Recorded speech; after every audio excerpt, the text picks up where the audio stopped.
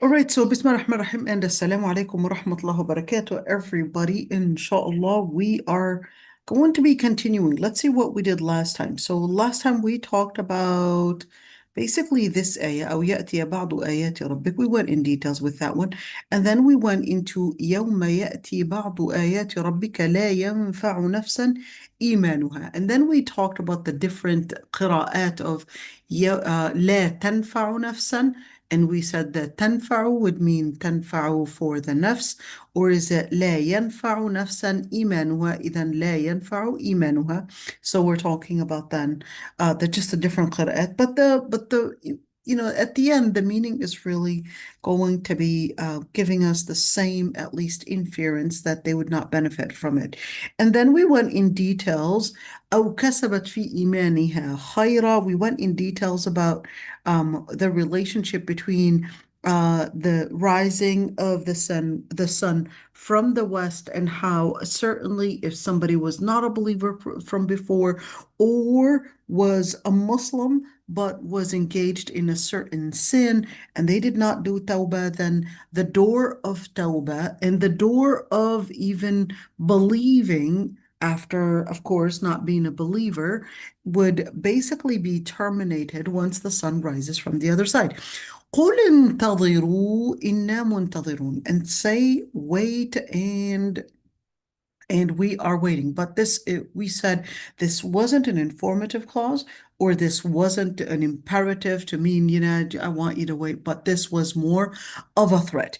إِنَّ الَّذِينَ فَرَّقُوا دِينَهُمْ وَكَانُوا شِيَعًا. We went in terms of فرقوا or فارقوا, and we talked about the difference between فرق and فارق, and we said that alif right there, when the word فارق, this is talking about a person separating themselves, in other words, choosing to distance themselves away from the deen, or away from Allah subhanahu wa ta'ala, Allah subhanahu wa ta'ala's legislature, and Allah subhanahu wa ta'ala's aqidah or creed as well. And certainly when we also talked about فرقوا, so فرقوا دينهم, you would also see an inference here that a person doesn't just separate themselves. So it takes some time to distance the person away from the deen of Allah subhanahu wa ta'ala, and there's going to be this consistency. In other words, you think of it as an identity. An identity doesn't just happen with a snap. It basically starts becoming a certain shift with frequency, with consistency, with determination. That's basically what will generally, and of course, certainly later affect the person's deen and affect the person's identity in how close or how distant they are away from the deen of Allah subhanahu wa ta'ala. And then certainly, وَكَانُوا شِيَعًا, when you say إِنَّ الَّذِينَ فَرَّقُوا دِينَهُم, those that, or فَارَقُوا دِينَهُم, whether they had separated themselves away from the path of Allah subhanahu wa ta'ala, or whether they basically had invested in creating these divisions, and certainly the result is going to be كَانُوا شِيَعًا. And we said the word sha'a is the root, which basically means to spread out, which basically means to get out of a certain border. And we said kanu shi'a, so they went outside of the border of Allah subhanahu wa ta'ala, and they basically distanced themselves, or they created divisions, and then they created different interpretations, different narratives that are not based on the text and how Allah subhanahu wa ta'ala had wanted the revelation to be interpreted in. Now, this is extremely important to keep in mind, because what we may not realize is that how these divisions start, how they eventually end up in being, and then if we don't see these parameters and if we don't see the traces, we may become a part of these of these narratives, of these interpretations, of these deviations, of these divisions, etc., without us realizing in the best way to make sure and guarantee that a person is not becoming a part of this without them realizing is basically seeking ilm.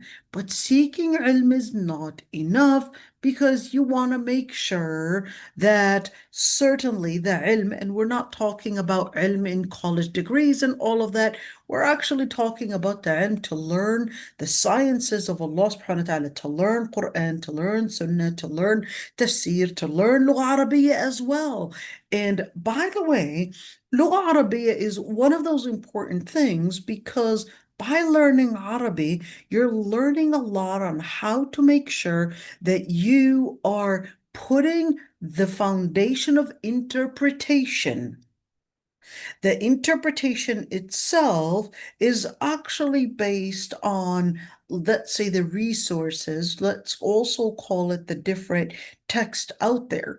Most of those that would fall in deviations and misconceptions, they actually lack the tools of ilm.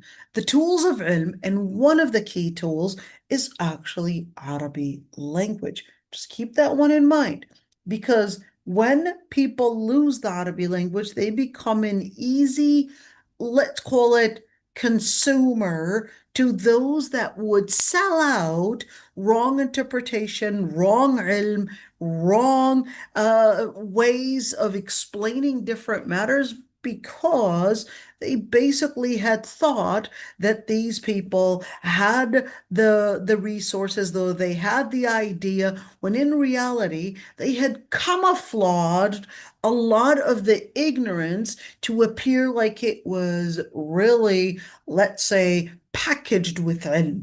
And that's the worst type of lies. And those are the worst types of basically, I would say, deviations. When people think that they are basing their identity based on ilm, when the truth of the matter, it's actually presented and put with a and packaged with a label of ilm, but deep on the inside, it actually lacks everything of ilm.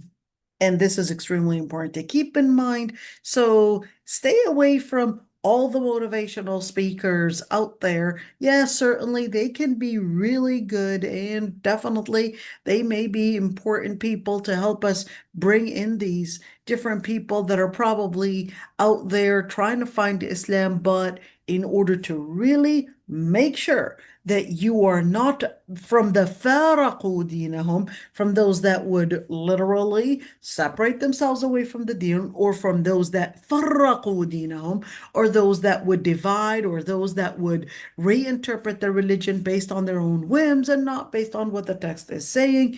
Extremely important to basically learn Islam from its sources. That's why Abdullah ibn Abbas, he used to say, Abdullah ibn Mas'ud, sorry, he used to say, اغدو عالما أو متعلما ولا تكن الثالثة فتهلك. Abdullah ibn Mas'ud used to say, either one, become a scholar or become somebody of knowledge, or do not be the third, because which is just a demagogue, just a mob, then you would then certainly ensure yourself to basically being in halak. ولا تكن الثالثة فتهلك, and do not be the third and end up in destruction. Okay, so لست منهم في شيء. Of course, this is talking about those that would get into some form of whether separated themselves away from the deen of Allah subhanahu wa ta'ala, or whether that was basically an interpretation that they had joined, thinking that they are based on Quran or based on Sunnah or based on ilm, but then the truth of the matter is that they or were actually confusing themselves, and that's why the ayah says, لَسْتَ مِنْهُمْ فِي شَيْءٍ. You don't belong to them. They don't belong to you. And they have nothing to do with the religion itself because what they were doing was actually emptying Islam of Islam itself. And they ended up basically living in deviation. إِنَّمَا أَمْرُهُمْ إِلَى اللَّهِ. At the end, you're going to do your piece of da'wah and you're going to leave at the end basically their matter to Allah subhanahu wa ta'ala to deal with them because they were the ones that had chosen this path of deviation, this path of reinterpreting the words of Allah subhanahu wa ta'ala, and Allah subhanahu wa ta'ala is basically threatening them. ثُمَّ يُنَبِّئُهُم بِمَا كَانُوا يَفْعَلُونَ. Then He will tell them of what they were doing. And I want you to look at this one. مَنْ جَاءَ بِالْحَسَنَةِ فَلَهُ عَشْرُ أَمْثَالِهَا.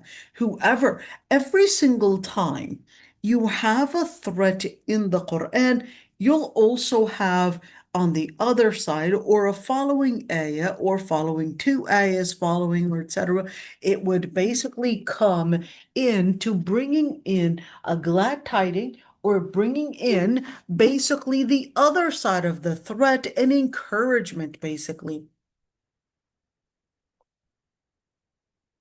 That's why man ja'a comes in to say, well, whoever comes with one hasana, with one good deed, then the reward is going to be at the accountability of basically the equivalent to 10 deeds. And وَمَنْ جَاءَ بِالسَّيِّئَةِ, and whoever comes with a sin, then in that situation, they would only be accountable for what is equivalent to one bad deed. وَهُمْ لَا يُظْلَمُونَ, and they would not be oppressed. Let's see right there.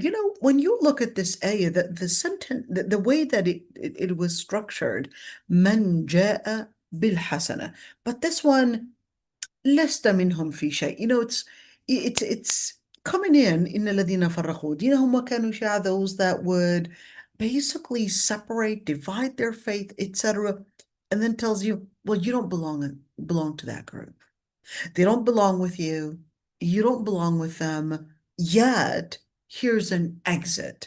So then it comes manja. For those that would want to come in with one good deed, they will be given the accountability or the reward of what would be equivalent to 10 good deeds. It's kind of like you're right there, you're seeing Allah subhanahu wa ta'ala cautioning and threatening those that would turn away from the deen of Allah subhanahu wa ta'ala, but then, announcing it, making it like an announcement. من جاء بالحسنة فله عشر أمثالها. Right there, bringing that announcement to encourage the people. This is what you would get. And Allah subhanahu wa ta'ala's qawl is haq. Yet, the other thing, let's just see right there, من جاء بالحسنة. He said, well, this is a start, but then there is a condition to it, which is that فَلَهُ عَشْرُ أَمْثَالِهَا, that there are 10 basically rewards for that deed. And certainly when you're looking about those good deeds, well, what does that mean? So you could see there are different قراءات. فله عشر أمثالها. Here's the first قراءة. فله عشر أمثالها. And the other قراءة فله عشر أمثالها. So فله عشر أمثالها, not أمثالها, but أمثالها in this قراءة right here. Okay. And in the قراءة that we're doing, فله عشر أمثالها. Could see two things. Okay, so right there, let's see this one. In the first قراءة فله عشر أمثالها. Okay, yet in the other قراءة فله عشر أمثالها. Okay, so is there any difference in terms of at least the inference? There's no difference in terms of inference. At the end of the day, that it basically is announcing that the person that does that good deed, that they will be getting equivalent to basically 10 deeds of what they had put in. Now, what is al-hasana? So when you say man ja'a bil-hasana, what is al-hasana? Is this actually talking about literally a deed, meaning a behavior, meaning perhaps maybe something like a smile, something like a prayer? Is that what is referred to the word al-hasana? Well, majority of the scholars actually said al-hasana here is actually al-iman. So therefore, al-hasana, whoever comes with al-hasana, which basically al-iman, meaning believing that there's only God worthy of worship, basically Allah subhanahu wa ta'ala. So therefore, as a result, look at this one. If a person comes with al-hasana, then as a result of whatever good deed that they would do, they would get a multiply of 10. So what does that mean? You come in with La ilaha illallah, Muhammadun Rasulullah, great. Now, once you enter that door, that's when you gave a smile, you donated, I don't know, a dollar for some poor person. That's when your deeds will start counting 1 times 10. Okay? That's when you would basically get your deeds counted by tens, not by ones. Okay?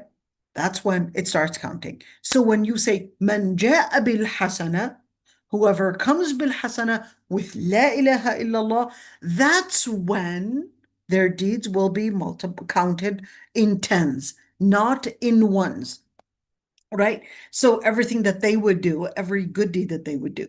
But man ja'a bis sayyi'ah, whoever comes with sayyi'ah, what sayyi'ah? Well, this is talking about that the person is not believing in Islam. This person is not taking Islam as their faith, basically, right there, living in what? Living in shirk.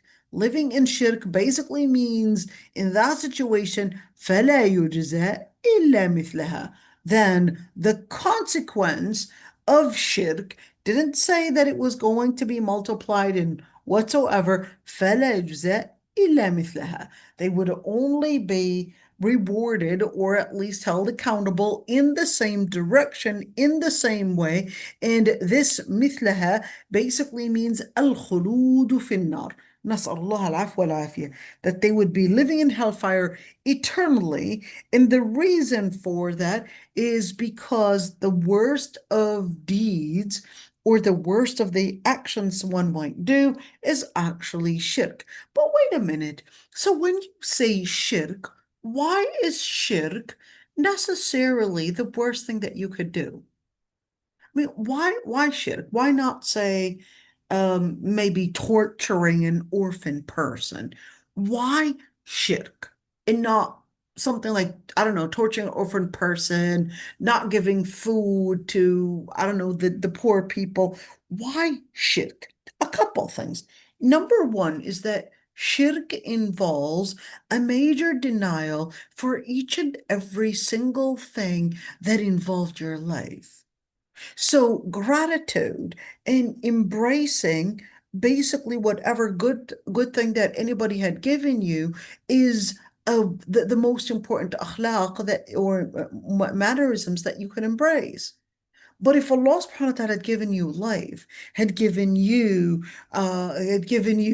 everything that to basically sustain your life, but then you turn your back on it, like you are not having to do anything with it, and you go and thank someone else, or you thank something else, and you worship that something else, and then you denied that the Lord Almighty had anything to do with your life or anything to do with basically all the good things that Allah subhanahu wa ta'ala had given you and the blessings, but then they go worship someone else. So that's when Allah subhanahu wa ta'ala basically regards, well, you had chosen to thank someone else for it. Well, let that something else basically give you the reward for it. Why should I give you the reward for something that you did not and were not thankful for me, for basically thankful to me for giving it to you?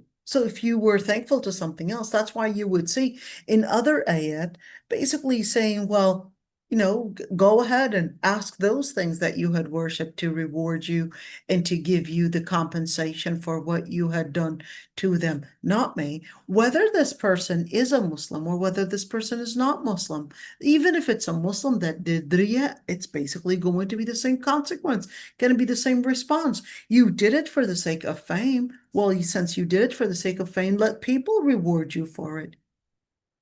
And then that's why Allah subhanahu wa ta'ala was also telling us that in regards to the people that might be mushrik, whether it's what is that lady called, Julie, and I don't know what she's called, but something Angela Julina or something like that. Whatever. Basically donated for the people of Africa and whatever, and that other person, that donated millions and millions, the way that Trump says it, millions and millions and all of that. Okay. Why don't they get a reward too? Well, that's why that ayah says, "Man ja'a bil hasanati falahu ashru amthali." So if Angelina Jolie, that's what her name is. Okay, so if she were to become Muslim, may Allah subhanahu wa ta'ala make her Muslim. May Allah subhanahu wa ta'ala give her hidayah. You could see the lady has a soft heart. May Allah subhanahu wa ta'ala Rabbi give her hidayah. Anyhow, you say Ameen. You never know. Allah subhanahu wa ta'ala, Allah subhanahu wa ta'ala will give us, inshallah, Ya Rabbi, istijabat al-du'a. And let's say she becomes Muslim. All that she had done, Allah subhanahu wa ta'ala will multiply every single donation by 10. Every single donation. Why? Man ja'a bil hasana. But if she does not become Muslim, then in that situation, shirk itself will wipe away. In other words, let's not use the word wipe away, but it would basically be not equivalent to, or let me say, all of that she had done in good donations, it would not be enough to compensate for the major sin, which is shirk. That's basically what it means. So shirk would be worse than all the things perhaps that anybody might do. Ya Allah. So that's why Allah subhanahu wa ta'ala says, جَزَاءً وِفَاقًا. It would be basically a reward that is equivalent to the action that they had committed. And Allah subhanahu wa ta'ala says, إِنَّ اللَّهَ لَا يَغْفِرُ أَن يُشْرَكَ بِهِ وَيَغْفِرُ مَا دُونَ ذَلِكَ لِمَن يَشَاءُ. That the Lord Almighty does not forgive that anybody associate partners with him, but he would forgive anything outside of that for whomever he wills. Let's see this one. وَأَمَّا الْحَسَنَةِ, he said is different because if a person were to do a good deed, Allah subhanahu wa ta'ala had already mentioned that al-hasanatu bi'ashri amthaliha wa azid. And what did he actually say? Why did he say لِنَصِّ اللَّهِ تَعَالَى عَلَى ذَلِكَ? So this is a hadith Qudusi. Let me explain the word Qudusi. Hadith Qudusi actually means that this hadith is actually referred to Allah subhanahu wa ta'ala, but the actual wording was done by the Prophet ﷺ. So it's kind of like me saying, Alice said, and then I would say the quote. It might not have necessarily been the exact quotation and the exact wording. The wording is from me, but I'm just giving you the idea of what she had said. So that's al-Hadith al-Qudusi. It's different than Quran because Quran is the exact wording of Allah subhanahu wa ta'ala. Hadith Qudusi, the wording is from the Prophet ﷺ, but it is attributed to Allah subhanahu wa ta'ala. Let's see what happened. الحسنة بعشر أمثالها وأزيد والسيئة واحدة وأغفر فالويل لمن غلبت آحاده أعشاره. الحسنة, I'm going to get to this one because this is more according to most scholars, this is uh, more attributed to Abdullah ibn Mas'ud, at least this quote, فَالْوَيْلُ لِمَنْ غَلَبَتْ أَحَدُهُ أَعْشَارَهُ. This is actually a quote upon Abdullah ibn Mas'ud. I'll explain. So this quote of this hadith Qudusi, الحسنة بعشر أمثالها وأزيد. Every single hasana is actually multiplied by 10. And in fact, he will give more of a reward, or he will say, I will give more of a reward for that particular good deed. And even though it was actually one action. وَالسَّيِّئَةُ وَاحِدَةٌ وَأَغْفِرُ. And every bad deed or sin, it would be basically one, and I would forgive. فَالْوَيْلِ. And woe unto those that basically they're singular. In other words, they're odd numbers. They're, we're talking about just one set of a number, basically overcoming ashar or ashara, when you're talking about, since, hey, if you're only getting one sin at a time for each and every single deed that person had done, but yet they're getting every good deed is multiplied by 10, then certainly if the ones that you are doing, which is every single bad deed is just one, one, one, one, one, even though the other ones are in tens given to you as in reward, but then you still would, if that person would still have the ones become even more than the tens column, then certainly woe unto that person. So there ones column and there's the tens column. The ones column is basically just a one.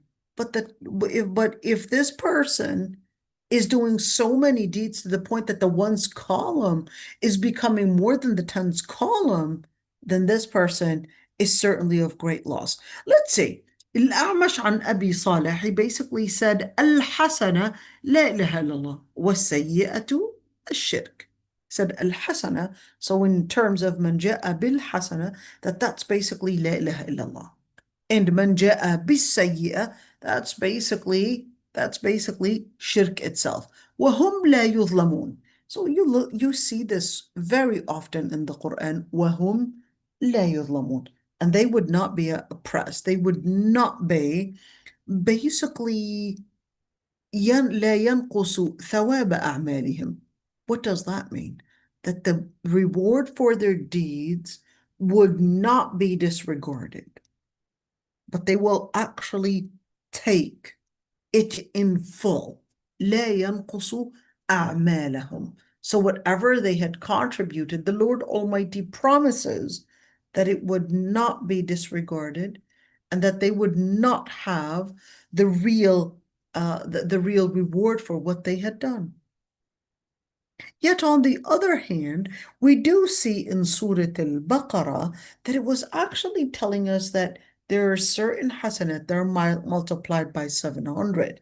What is that? So the 700 would be the ones that basically were donations for the sake of Allah subhanahu wa ta'ala. So if you were to give a smile, you'll only get one that is multiplied by 10. But if you were to give money in donation, that's actually multiplied by 700. And certainly, just keep that one in mind. Let's see what he said about فَالْوَيْلُ لِمَنْ غَلَبَتْ أَحَدُهُ أَعْشَارَهُ. Let's see, he said لَمْ نَقِفُ عَلَيْهِ بِهَذَا السِّيَاقِ. I forgot to talk about this one. This one right here. We're talking about this one right here. Okay, so let's just see what he says in regards to this one, just to make sure that we are not missing out on anything. He said, لَمْ نَقِفُ عَلَيْهِ بِهَذَا السِّيَاقِ. We didn't actually find it. When he says لَمْ نَقِفْ عليه لم نقف عليه بهذا السياق. This isn't talking about standing, but this is talking about that they couldn't find a resource that said it in that quotation. Yet in the Musnad Ahmad, in Sahih Muslim, that there is a hadith that is similar to it, but the narrator was Abu Dhar, that the Prophet ﷺ used to say, quote, attributing it to Allah subhanahu wa ta'ala, basically hadith Qudusi, يقول الله عز وجل من جاء بالحسنة فله عشر أمثالها وأزيد ومن جاء بالسيئة فجزاؤه سيئة مثلها أو أغفر. Let's see, that's actually in Sahih Muslim, that Allah subhanahu wa ta'ala would basically say, whoever comes with a good deed, then it would be multiplied in 10. And whoever comes with a bad deed, then what they will be getting is an equivalent, basically, basically a punishment at least equivalent for one bad deed. So looking at that one, we just get an idea of how even scholars would research. So not because it sounds good, not because it sounds motivational, that doesn't mean we're just going to be taking it like that, but we're going to be considering it seriously in terms of authentication and in terms of the evidence that it carries within it. قل إنني هداني ربي إلى صراط مستقيم دينا قيما ملة إبراهيم حنيفا وما كان من المشركين قل إن صلاتي ونسكي ومحياي ومماتي لله رب العالمين لا شريك له وبذلك أمرت وأنا أول المسلمين. I want you to look at this one. When you see قل إنني هداني ربي, and I want you to look all the way over here. It said قل again, and here's that قل. And we talked about the قل, even though it says and say, but we said it basically is letting us know that there are certain times that you have to advocate for al-haq, and you have to stand up for the truth and not wait for someone to basically speak on your behalf. But you have to stand up and be determined to announce the truth, even if many might object to it. So when you say, قُلْ إِنَّنِي هَدَانِي, what should I advocate myself in? Well, how do I do that? So number one, قُلْ إِنَّنِي هَدَانِي رَبِّي. You're not going to be capable of standing in front of an opposition for those that are basically against your identity, your aqidah, your sharia, unless you stand up to actually firmly say and speak up to say that we are basically one, believing, and here's the word, hadani rabbi, you are speaking in pride. Allah subhanahu wa ta'ala had guided me, and there's no way that you can speak it in that pride unless you basically embrace the whole thing within inside of you, within your heart, within your behavior, within you, you fully contain this hidayah. قُلْ إِنَّنِي هَدَانِي رَبِّي. The Lord Almighty had guided me إِلَى صِرَاطٍ مُسْتَقِيمٍ, to a path that is the straight path. Now I want you to look at this one and the way he speaks it, the way that Allah subhanahu wa ta'ala wants us to speak it at least. قُلْ, say إِنَّنِي هَدَانِي رَبِّي. Now here's one thing. One might say, well, I mean, would I say I'm guided, I'm so guided, I'm so good? Well, of course you're not going to be praising yourself. This isn't a moment, at the end, there is a context of what and why you're saying things. This context is not saying that I'm so good, I'm just so awesome, oh, I'm just so great, the Trump style way. Absolutely not. This isn't to speak. You acknowledge that you have your shortcomings. There's no question about that.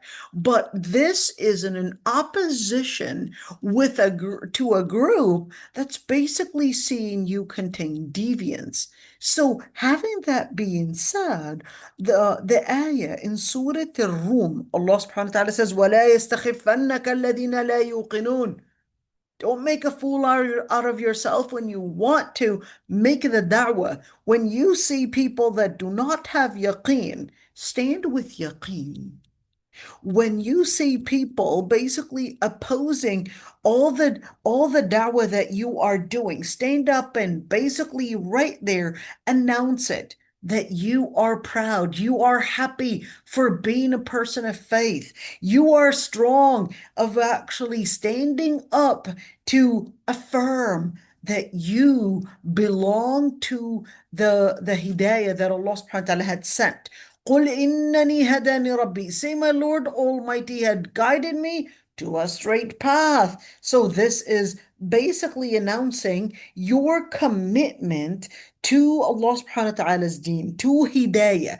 Your commitment to that hidayah is basically what you're announcing. You're not here saying, I'm so good, I'm just awesome.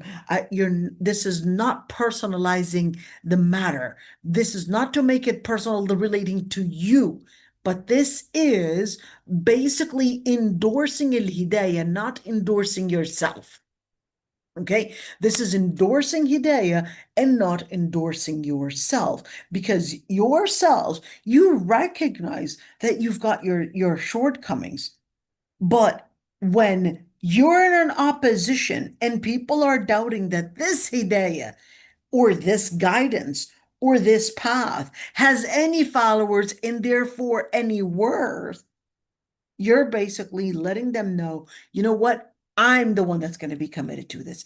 Even if you were to stand alone, stand up strong and high and say, I am going to be committed to this. Yes, I believe in Islam. Yes, I believe in Quran. Yes, I believe in Muhammad ibn Abdullah being the Prophet of Allah subhanahu wa ta'ala, etc.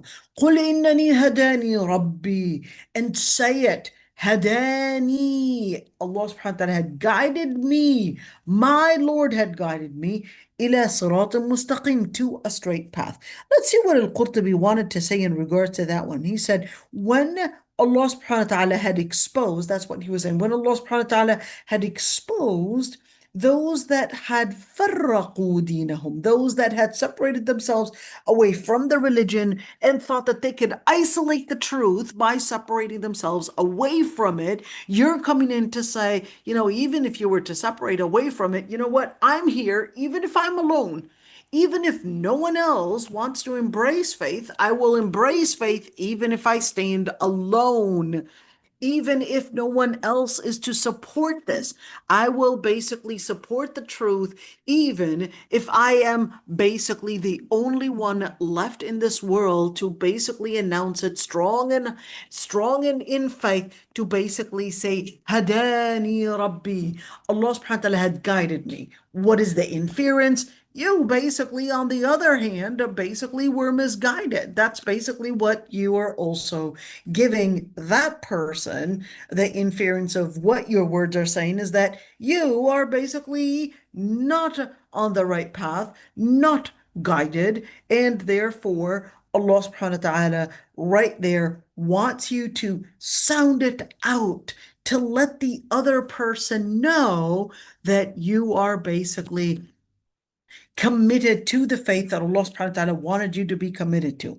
Okay, let's see right there. When you say بَيَّنَ أَنَّ اللَّهَ هَدَاهُ إِلَى الدِّينِ الْمُسْتَقِيمِ. Of course, once we're basically exposing right there, once the ayah was exposing those that had distanced themselves or those that had divided Allah, the religion of Allah subhanahu wa ta'ala, that's when you basically are letting them know you are not part of all of this, and that you stand strong and committed to the deen of Allah subhanahu wa ta'ala. Okay, so when you say deen, what is a deen? So when you say hadani deenan qiyaman millata Ibrahim hanifa, what is it deen? So the word deen basically means anything that you would embrace. So any idea, any ideology that you would embrace that answers questions in regards to life. answers questions in regards to death, and or has its answers, regardless of whether it is right or wrong.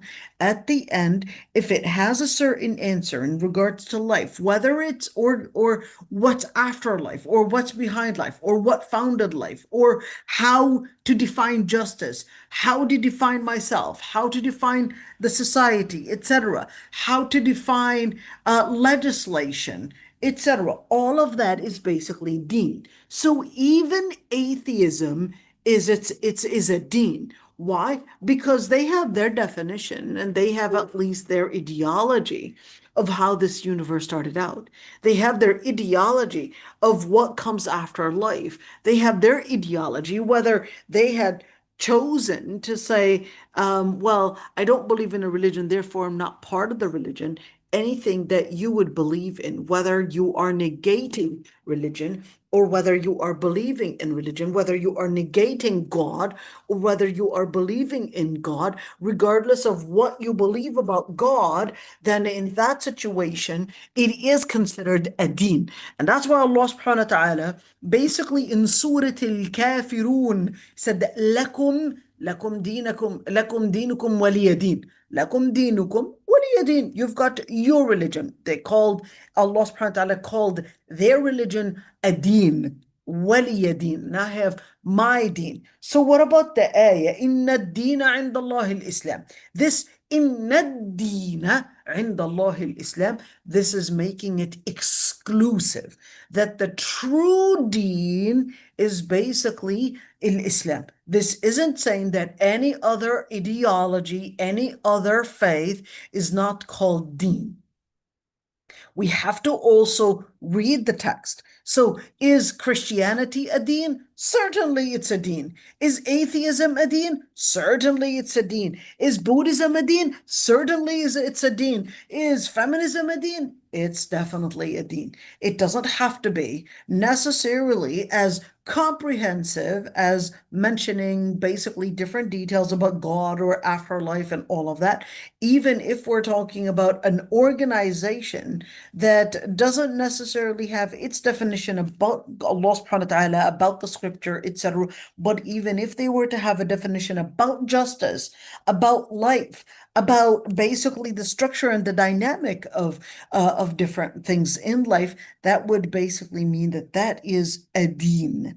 So now, when you look at this ayah, قُلْ إِنَّ صَلَاتِي وَنُسُكِي وَمَحْيَاي, or the ayah before it, قُلْ إِنَّنِي هَدَانِي رَبِّي إلى صراط مستقيم دينا قيما. So now we know the word deen. So therefore, when you look at دينا قيما, we're talking about that Allah subhanahu wa ta'ala basically ordered us to follow the deen of Allah subhanahu wa ta'ala, but it's not enough to just follow the deen, but you have to be qiyaman. What is qiyaman? Or in another qira'ah, so you got majority of the qira'ah qiyaman, you've got other qira'at that basically read it differently, but at the end, it basically comes to mean dinan mustaqiman la iwaja fi. So now this is dinan qiyaman. This is basically in response. Why did it say dinan qiyaman? Because it's in response to those that are farraqu dinahum. That's what it's in response to. Let's relate it, let's put it together. Okay, so dinan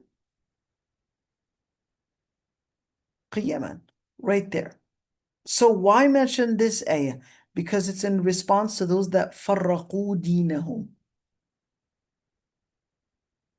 And certainly, فرقوا دينهم, they basically separated faith, they separated their paths, they divided themselves into different groups, into different sects, into different narratives, into different interpretations. And then Allah subhanahu wa ta'ala lets us know that no, in order to be on a sirat al-mustaqim, it must be based on the deen of Allah subhanahu wa ta'ala, number one. Number two, it must be qiyaman. It must be committed to basically how Allah subhanahu wa ta'ala had revealed that deen itself. So دينا مستقيما لا عوج فيه. It basically is a straight path, a straight deen, basically a path to Allah subhanahu wa ta'ala with no misinterpretations, and that's the word عوج. What does عوج mean? عوج means crooked. So if we're talking about something that is crooked, means it is basically shifting away from the straight path. That's basically what it means. ملة إبراهيم حنيفة. So what brings Prophet Ibrahim in the whole story here? Two things. Number one, whenever you want to do da'wah, you always need a role model. You feel that it is easier for you to see how this would be demonstrated in terms of an action. What does this look like in practice? So Allah subhanahu wa ta'ala would give us these examples in these ayahs. قل إنني هداني ربي إلى صراط مستقيم دينا قيما. Now, when you connect it, who's millah? Who's your example? ملة إبراهيم حنيفة. ملة. What is the difference between millah and deen? الملة, when you look at Millata Ibrahim, it was the practice, it was the path, it was the discipline, right? Ad-Din was the aqidah. Remember, we've got the creed, and just like right there, you've got the creed itself, and you've got the action. Okay, so إلى صراط مستقيم دينا قيما, that was basically the creed. No shifting away, no turning away from the path of Allah subhanahu wa ta'ala. Millata Ibrahim Hanifa. But here's one thing, when you say millata, it was the path, it was the discipline, it was basically the lifestyle that he had lived. And what about Hanifa? When you say Hanifa, what does that mean? Certainly, the word Hanafa actually means to curve. But I thought we're supposed to be mustaqima. So why are we curving now? Why are you saying curve? It's that you're curving away from the mushrikeen and you're being straight. You're curving away from the mushrikeen, away from their lifestyle, in order to be on the straight path. So Hanif, in Lugha Arabiya, we can have a word that can mean, like, for example, أمامهم can actually mean وراءهم. وكان وراءهم ملك يأخذ كل سفينة غصبا. Wait a minute. Or for a person that is basically bit by a snake or stung by, they say sting by a snake or bit by a snake, whatever. They call him Salim. Salim actually literally means that this person is cured. But how is this person cured when they were just basically facing perhaps maybe a very dangerous venom right there? All right. So why would they be called Salim? In Lugha Arabiya, you can have a word that literally means the opposite, but it can actually, like we're talking about the root of it, be the opposite, but it can actually mean the opposite of what the root is. It's quite interesting. Just like when you look at Hanifa, the word Hanif actually means to be in somewhat of a bent line. So when we say Ahnaf, a person, Ahnaf, is basically a person that has bow legs. That's an Ahnaf. So a person with bow legs is called an Ahnaf. And Prophet Ibrahim was Hanifa. Did he have bow legs? No, he didn't have bow legs. But this is actually talking Prophet Ibrahim alayhi salam turning away from that practice that everyone else was practicing. turning away from the deviation that everyone else was normalizing. I want you to, underline the word normalize.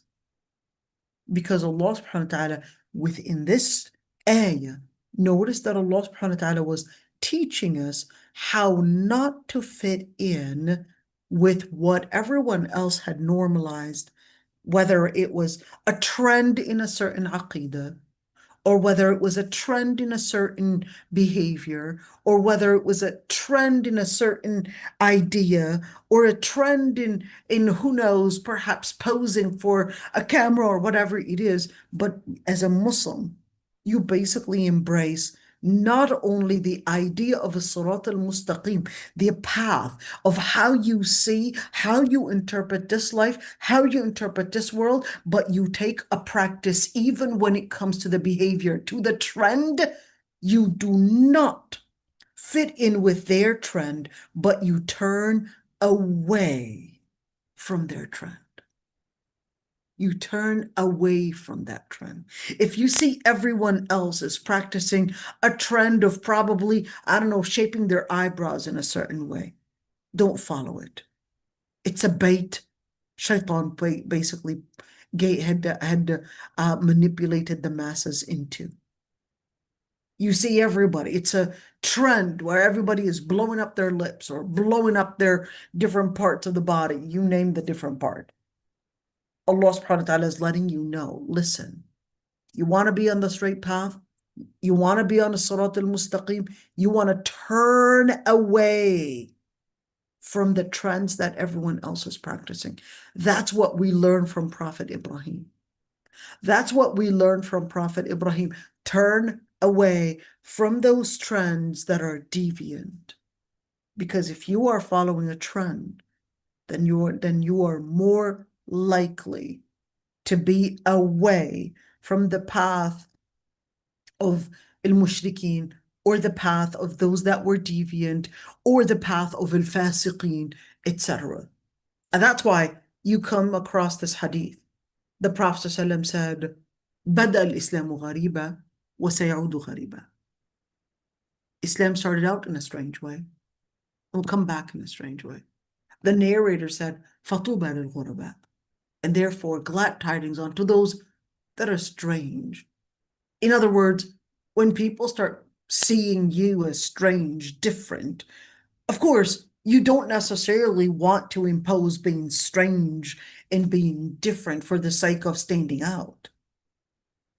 But that's not what we're inferring here. What we're saying is that in a society where deviation becomes the trend, you holding on to the hidayah, قُلْ إِنَّنِي هَدَانِي رَبِّي, in announcing that hidayah.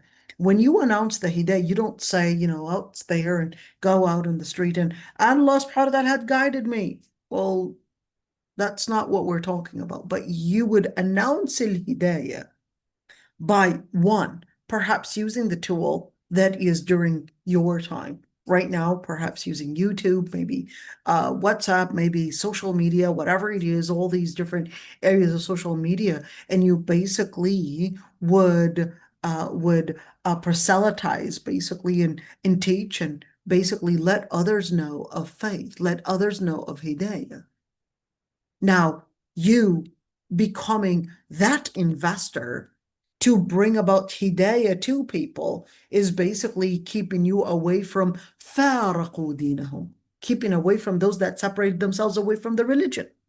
So what do you choose? You basically choose to say قُلْ إِنَّنِي هَدَانِي رَبِّي as an announcement that you basically choose to let others know about hidayah, and you basically turn away from the trend. Just like Prophet Ibrahim alayhi salam. Turn away from the trend. وَمَا كَانَ مِنَ الْمُشْرِكِينَ. And I want you to look at this one. And he was not amongst al-mushrikeen. In other words, what? Who do you associate with? Who are the people that you surround yourself with in terms of environment? Because that is going to be you. That's what's going to mirror you.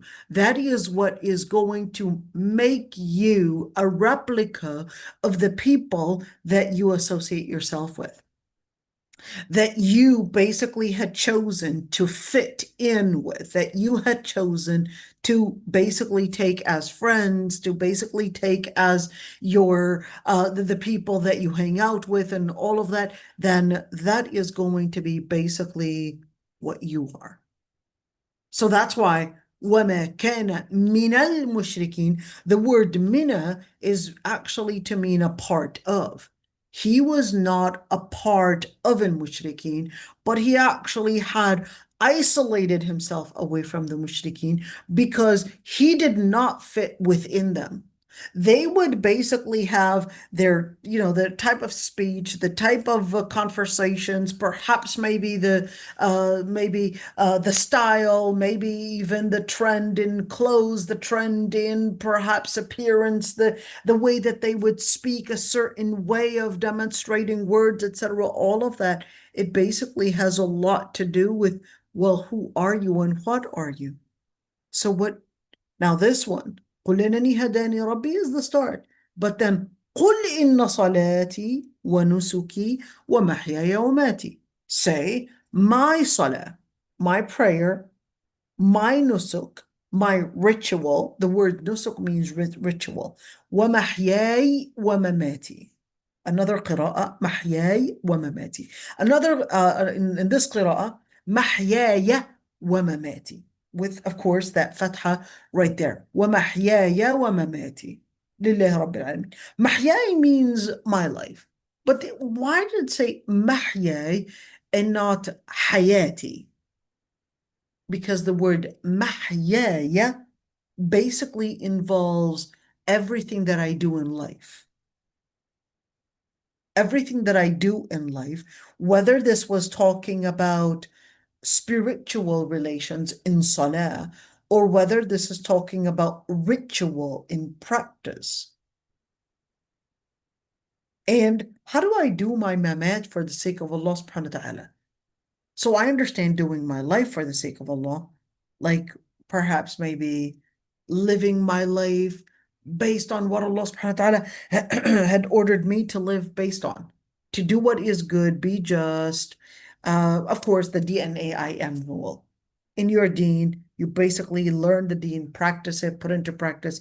Two, in regards to your health, you basically, whether it's health or whether it's life, etc., you basically make it for the sake of Allah subhanahu wa ta'ala. Mental health, whether it's learning Islam or whether it's connecting to Allah subhanahu wa ta'ala's names and attributes for your own connection in terms of mental health. That's why Allah subhanahu wa ta'ala basically had mentioned all the different 99 names in order to connect you with what would really give you that empowerment. It's basically the name of Allah subhanahu wa ta'ala. So محياي ومماتي, how do I do my mamat for the sake of Allah subhanahu wa ta'ala?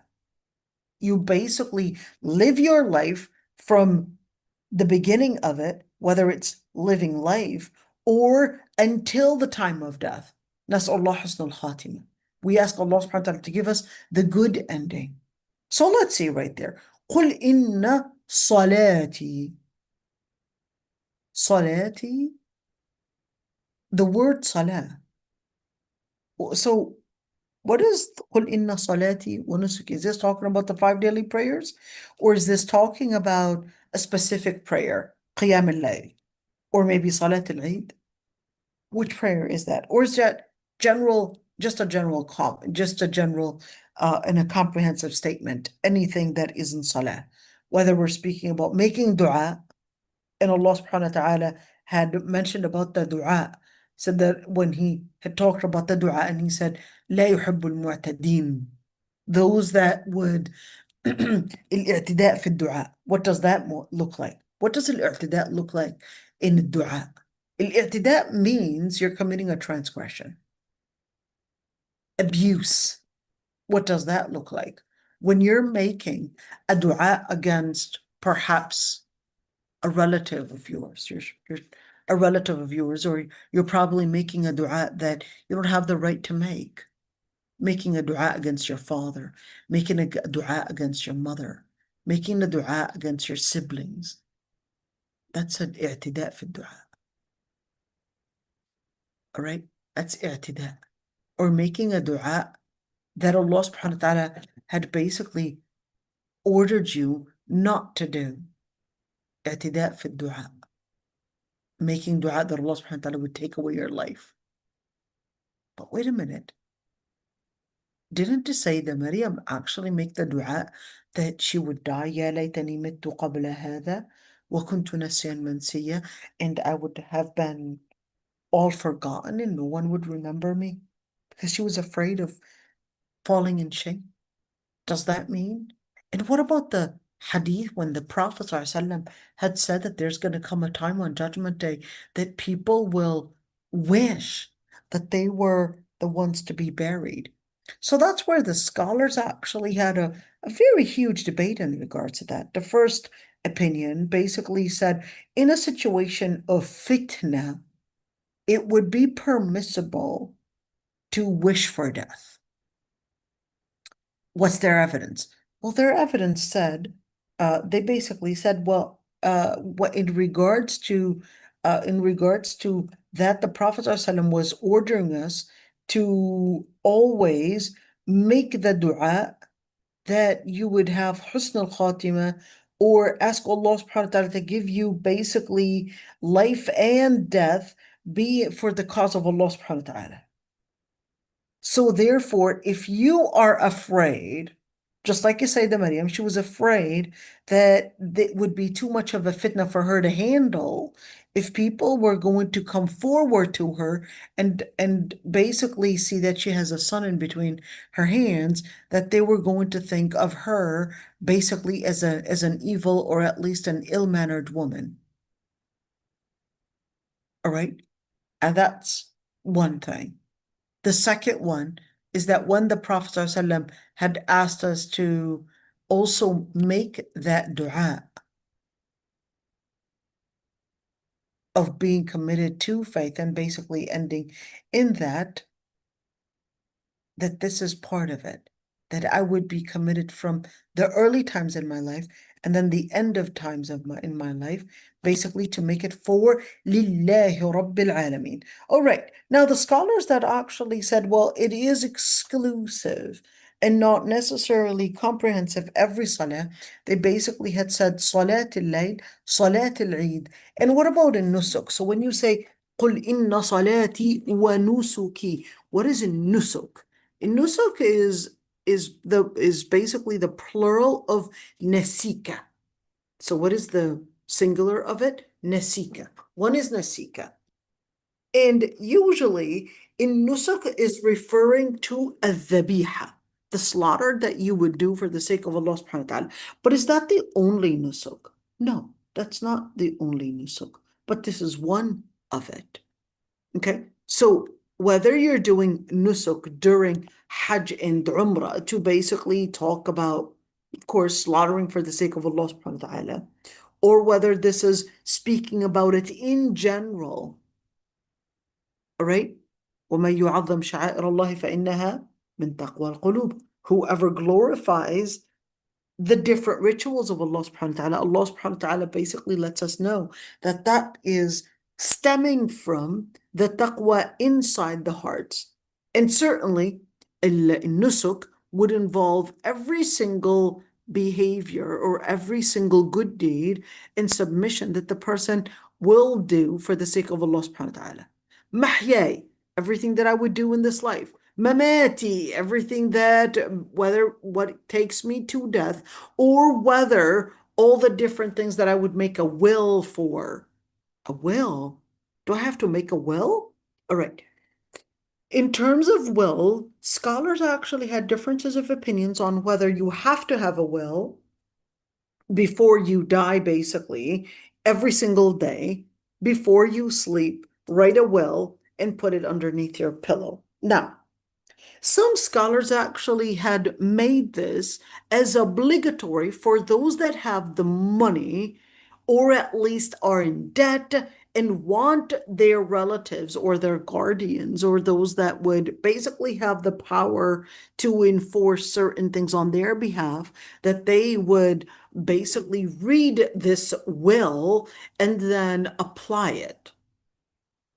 So the first group of scholars, they said, well, writing a will is obligatory only if the person had perhaps a debt or perhaps they wanted a certain amount to be donated, etc., that they would write it in a will. The second group of scholars, they said, no, this isn't necessarily exclusive to those that had a certain amount of money, but this is actually inclusive to each and every single one, more of a spiritual type of a training.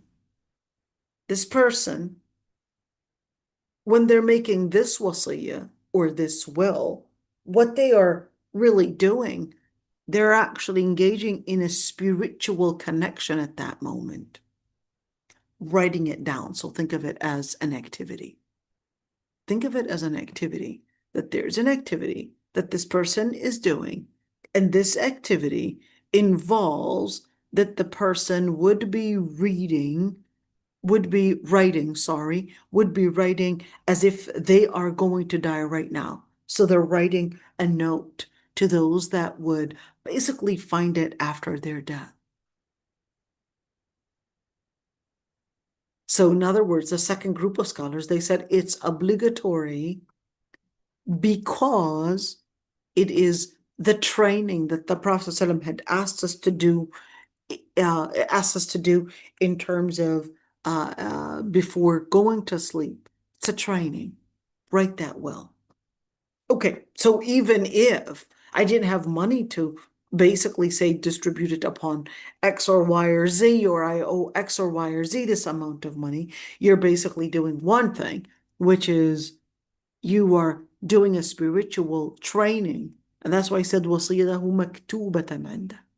His wasiyah would be resting next to him in order for him to recognize the importance of this moment, which can be the last moment in their life. So here the scholars that said mahyaya, every action that I would do during my life, and mamati is anything that they would basically make a will for, or whether they were making this will, perhaps maybe a general will. أوصيكم بتقوى الله. I ask you to have taqwa. I ask you to be committed to your deen. I ask you to memorize the Quran. All of these different things, they can be not related to money. But during our times, wills, in order for them to be legal, most countries do require that it would be notarized. Okay, just keep that one in mind. لله رب العالمين. أفرده بالتقرر. By the way, in case of wasiyah, inshallah, we'll have a whole lecture on wasiyah, because there are certain wasiyahs that we cannot apply it. We cannot do it. لله رب العالمين. What are you doing this wasiyah for? What are you doing all the different, whether محياي ومماتي لله رب العالمين. What is it for? It's basically for Allah subhanahu wa ta'ala, and it is announcing that Allah subhanahu wa ta'ala is the only one to reward, or is the only one to basically punish the person for what they had done. Okay, what I'm going to do, لا شريك له وبذلك أمرت وأنا أول المسلمين. Inshallah, I'm going to stop right here. Okay, and inshallah, if there are any questions, I'd be happy to answer them, inshallah.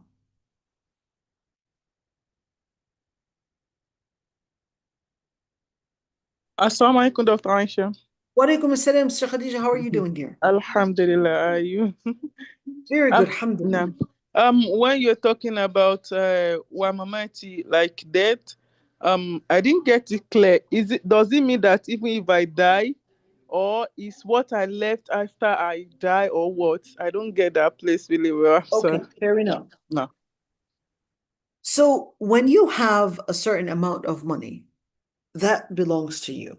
But you might have borrowed monies from X or Y. That's the money that you owe them. That's debt. That's dain.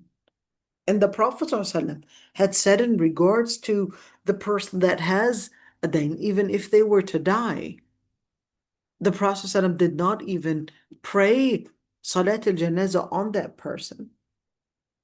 So debt is a serious matter. Okay?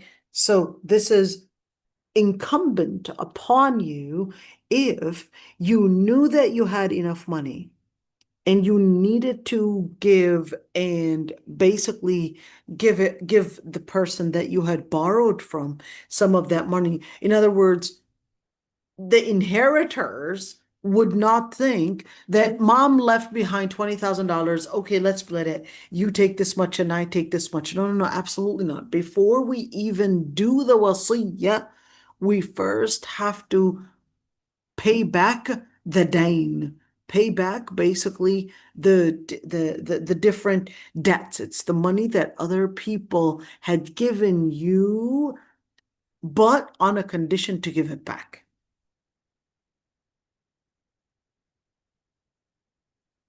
Khadija, any other questions, dear? Did I answer your question?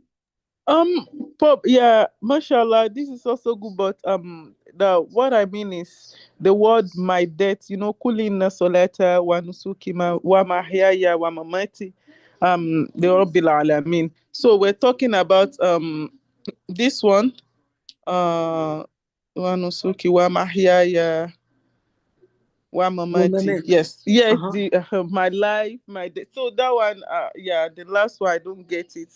Yeah. You don't get it? Yes, the meaning. I don't get the Okay. explanation you give Okay, the I'll do it again. Wamamati now. And say my prayer Mm-hmm. and my rituals and my life, meaning everything I do in life and everything that I would work towards, even my death. So whether from the beginning of my life to the end of my death, or even when I die, what I would leave behind, it would be for the sake of Allah subhanahu wa ta'ala. No, no, no, no. No, no. I got it now. All right? No. Okay. That's Did I all. explain? Did I Yes. explain this one? Yeah, yes, I got it right now. No, no. All right. That's all. So, inshallah, we'll continue next week. Stay tuned. Assalamu alaikum wa rahmatullah. We're going to be continuing in 2 more days because tomorrow we're having the fiqh. Inshallah, we've covered almost 95% of it. So we're almost done with that one too. So alhamdulillah. So we'll be soon done with the fiqh, and we will be soon done with the tafsir, at least Surah Al-Nisa Surah Al-An'am as well. All right, this is it. Assalamu alaikum wa Are rahmatullah. we going to